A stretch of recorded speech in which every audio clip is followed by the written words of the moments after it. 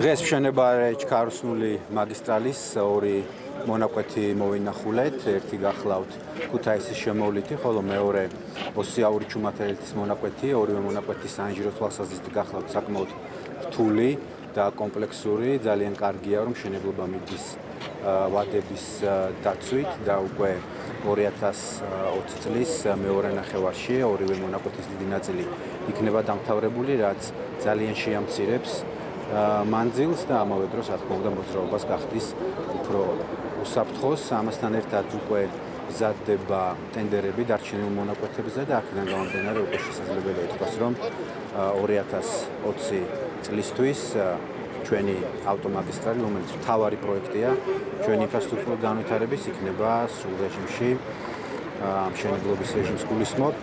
ამასთან ერთად მომავალ წელს იგეგმება სხვა პროექტების დაწყება, რომელიც არ იყო გათვალისწინებული წინასწარი გრაფიკით და ეს ჩვენ საშუალებას მოგცემს, რომ ის მონაკვეთებზეც აღმოფხვრათ გარკვეული ჩამორჩენები, რომელიც ჰქონდა.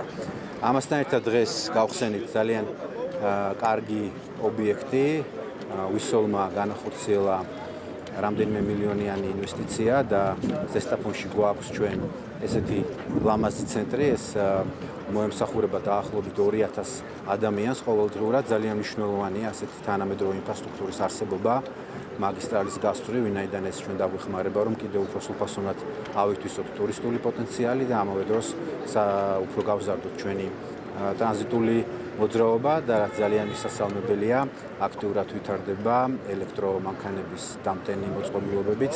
ეს არის ძალიან მნიშვნელოვანი, მოგეხსენებათ, რომ ქუთაისში აქვე იწყება მშენებლობა ელექტრომობილების ქარხნის და აქედან გამომდინარე ძალიან მნიშვნელოვანია, რომ საქართველოში ყველგან იყოს მსგავსი ინფრასტრუქტურა. ჩვენ ნახეთ ქუთაისის შემოვლითი გზის მიმდინარე სამშენებლო სამუშაოები ძალიან ინტენსიურ რეჟიმში მიმდინარეობს ნამდვილად.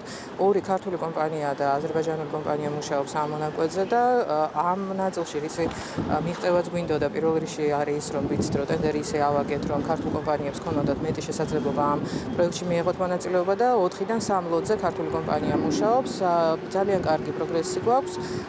უკვე შემდეგი წლისთვის მთლიანად ეს გზა იქნება დასრულებული. შესაბამისად ქუთაისში შევლის გარეშე შევძლებთ ამ მონაკვეთზე მგზავრობას, რომელიც არის არა მხოლოდ ქუთაისის შემოვლითი გზა, არამედ ასევე აღმოსავლეთ-დასავლეთის მთლიანად ჩქაროსნული მაგისტრალის ნაწილიც.